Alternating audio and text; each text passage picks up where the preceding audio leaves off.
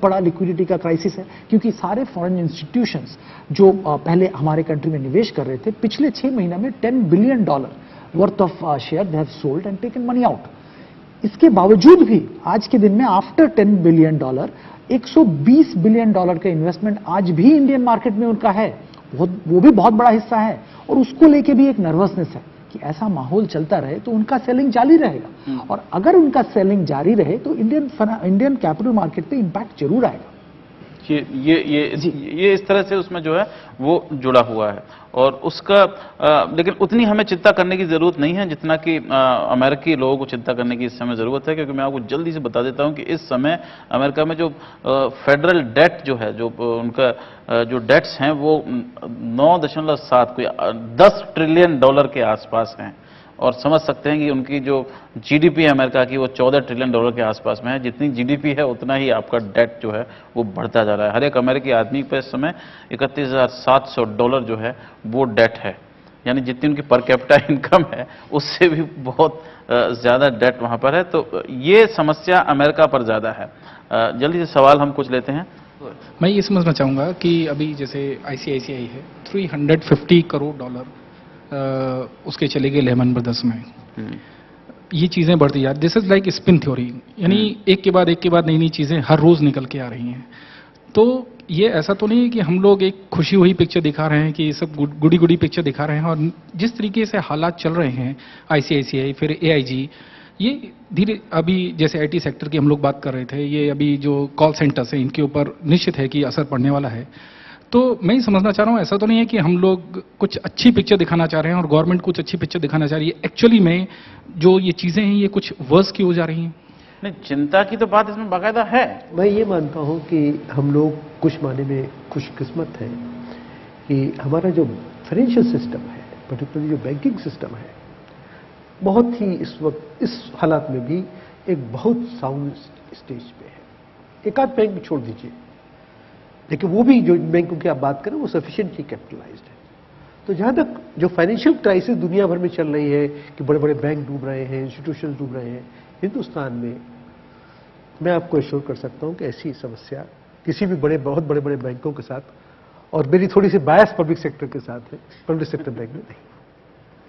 अगर ये बेसिक चीज साउंड है तो जो दूसरा माहौल है उसमें भी हमारे फंडामेंटल, जैसे मैंने आपको बताया, बारिंग एक दो सेक्टर्स में जहां इतनी दुनिया भर में प्रॉब्लम चल रही, 2-4 सेक्टर्स में हिंदुस्तान में प्रॉब्लम जरूर होगी। रियल एस्टेट को भी वहां, आईटी सेक्टर हमारे मित्र ने बताया ये हो सकती है, लेकिन बाकी जो सेक्टर्स हैं, कुछ सेक्टर्स में मैं समझता हूं कि बड़ी अच्छी अपॉर्चुनिटीज हैं, न केवल डोमेस्टिकली ग्रो करने के लिए बल्कि ग्लोबली ग्रो करने के लिए। वो जो बात कर रहे थे कि हमारी जो सेविंग्स हैं वो इतनी हाई हैं कि हमारी अमेरिका की तरह, मैं आपको जल्दी से बताता हूं कि अमेरिका में जो क्रेडिट पर लोगों ने सामान खरीदा हुआ है वो उनकी इकोनॉमी जो पूरी है उसका 10 गुना है। तो हमारे यहां पर यह है कि लोग सामान अगर क्रेडिट पर भी खरीदते हैं तो बड़ा सोच समझ के खरीदते हैं कि इतना पैसा मेरे पास में है, तभी वो क्रेडिट कार्ड का अपना इस्तेमाल करते हैं। सर, अभी करंटली आने वाले महीनों में क्या हमारा लिक्विडिटी जो है वो ईज आउट हो सकता है? क्योंकि लिए हमारा जो फार्म लोन वेवर जो गवर्नमेंट ने दिया हुआ है उसका कुछ प्रतिशत अभी नवंबर के महीनों में आने वाला है, उसके बाद फर्टिलाइजर का जो लोन वेवर है वो भी आने वाला है। तो क्या वो इससे हमारे लिक्विडिटी पे अच्छा असर कर सकता है? देखिए, मैं तो 2-4 चीज आपको बताऊंगा। जो हम लिक्विडिटी की बात करें वो कैपिटल मार्केट में लिक्विडिटी जाने की बात कर रहा हूं। वो क्यों है? क्योंकि फॉरेन इंस्टीट्यूशंस जो पिछले साल हम लोगों ने देखा है, दे वर इन्वेस्टिंग हेवीली, तो नया पैसा वो मार्केट में डाल रहे थे। इस साल पिछले 6 महीनों में $10 billion they have taken out, तो लिक्विडिटी कम हो गया। अगर कोई शेयर बेच रहा है और उसको लेने वाला सामने खड़ा नहीं है तो प्राइस नीचे गिरता है, तो इसीलिए लिक्विडिटी का जरूरत होता है। Indian financial institutions, Indian retail investor जैसे आप और हम लोग अभी भी शेयर नहीं ले रहे हैं, क्योंकि हम लोग सब सोच रहे हैं कि मार्केट शायद और गिरेगा।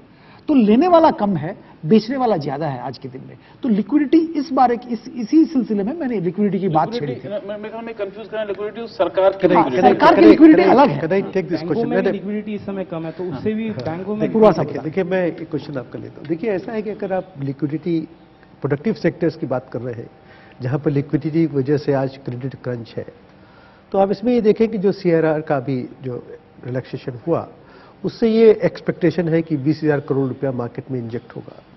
मैं ये मानता हूं कि थोड़ी सी public government borrowings, government bonds आने वाले हैं, उसमें ये पैसा थोड़ा बहुत जाएगा।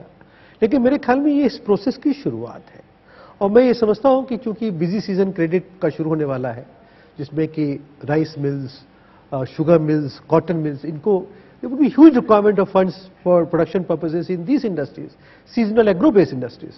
मुझे पूरा विश्वास है कि आगे चल करके लिक्विडिटी रिलैक्स की जाएगी, जिससे कि हमारी इकोनॉमी की जो इंपॉर्टेंट प्रोडक्टिव सेक्टर्स हैं वो क्रेडिट की वजह से सफर ना करें।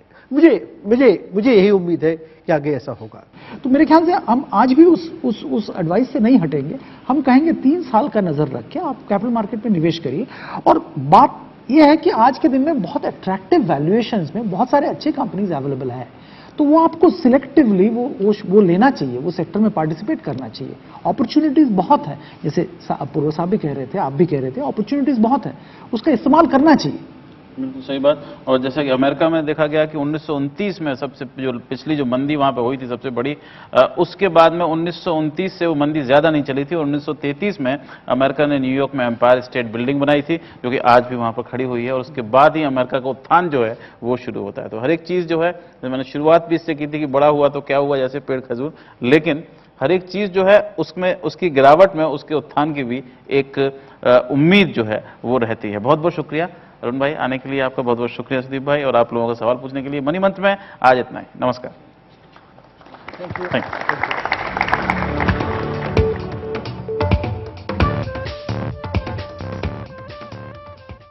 It's deja vu for the Sensex as the benchmark wipes out over 2 years worth of gains. It's back to 4 digits for the Bombay Bull.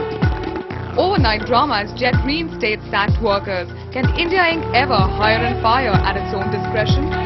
Promoters underwriting the underwriters? That seems to be the situation for the Tata Motors rights issue. All this and more on Profit at Night.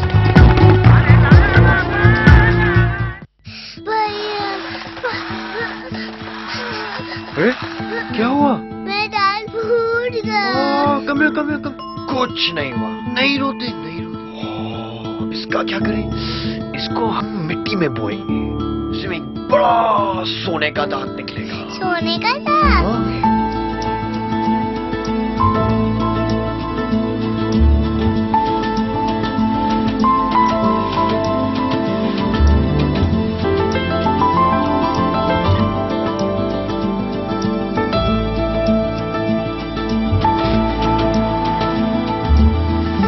दिया, ये क्या कर रही हो? मैं ना बहुत सारे सोने के दांत उगा रही हूँ। क्यों? क्योंकि आपके रेसिंग कार के लिए पैसे बन जाएंगे। क्योंकि आपके सपने सिर्फ आपके नहीं, इसीलिए union bank of India.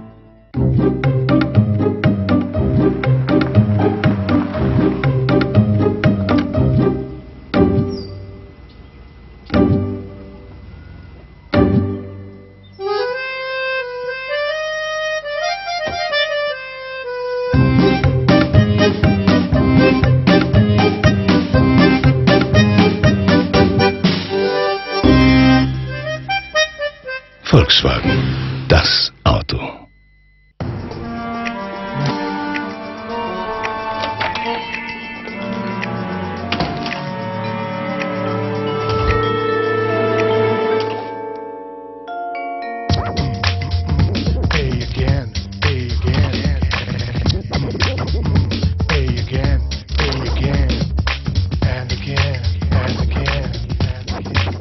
Wouldn't it be great if you could pay just once and keep enjoying the benefits? Reliance Money introduces trading services with a fixed fee.